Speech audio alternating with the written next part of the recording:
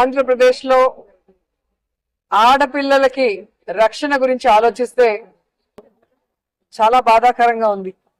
ఎందుకంటే ఎక్కడ చూసినా రేపులు, మర్డర్లు అండ్ ఆడపిల్లల కాలేజీ బాత్రూమ్స్ లో హిడెన్ కెమెరాలు పెట్టి ఏ విధంగా పైశాచిక ఆనందం పొందుతున్నారో మనం చూస్తున్నాం. ఈరోజు నేరస్తులకి ఇంత ధైర్యం వచ్చింది అంటే దానికి ఈ ప్రభుత్వం సిగ్గుపడాలి. ఎందుకంటే గతంలో జగన్మోహన్ రెడ్డి గారి ప్రభుత్వంలో ఒక తప్పు జరగాలి అంటే ఎంత భయం ఉండేదో మీకు అందరికీ తెలుసు.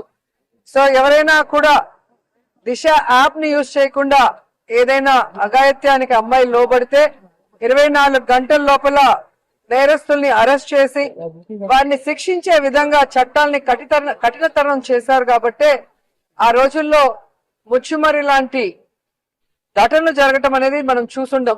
నిజంగా చాలా బాధాకరం. ఒక 9 ఏళ్ల అమ్మాయిని రేప్ చేసి చంపేసి ముక్కలు ముక్కలు చేసేశారు.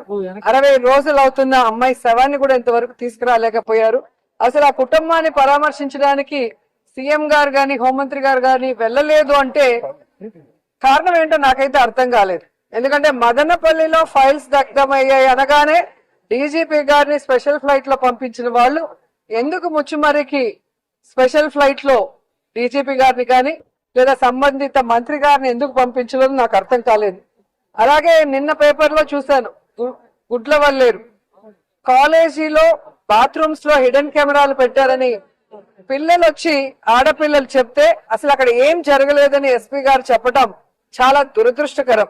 ఈరోజు 300 మంది పిల్లలు ఈరోజు న్యాయం కావాలంటూ ధర్నా చేస్తుంటే ఇప్పుడు విచారణ చేస్తామని దిగిరావటం అనేది మనమంతా కూడా గమనించాల్సిన విషయం. అలాగే ఈ ప్రభుత్వం వచ్చిన తర్వాత మీరు చూస్తే ర్యాగింగ్ భూతం ఎలా ఎక్కువైందో మనం కళ్ళారా చూస్తున్నాం. నారాయణ కాలేజీలో మెడికల్ విద్యార్థినిని ర్యాగింగ్ చేసి చంపేశారు.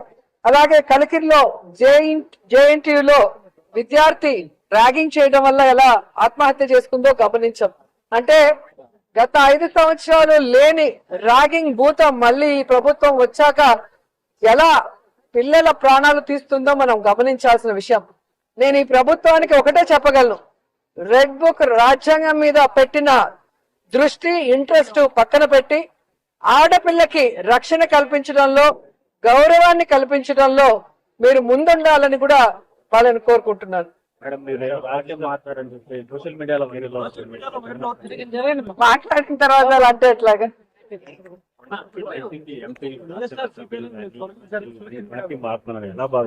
వాళ్ళని అడగాలి సార్, వెళ్తున్న వాళ్ళని అడగాలి. ఇది ఈ రోజు కాదు, గతంలో కూడా జగన్మోహన్ రెడ్డి గారి ప్రభుత్వం అపోజిషన్ లో ఉన్నప్పుడు 2014 to 19 కూడా ఇలాగ చాలా మంది మారారు.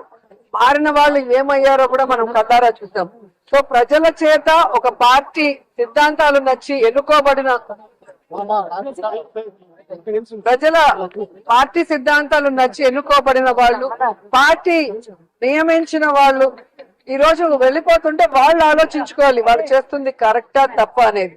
సో దీని వల్ల జగనన్నకో వైఎస్ఆర్సీపీ పార్టీకో ఎటువంటి నష్టం ఉండదు. ఎందుకంటే ఎప్పుడు కూడా పార్టీకి ద్రోహం చేసి వెళ్ళిన వాళ్ళని ఎవరు కూడా గౌరవించరు, క్షమించరు.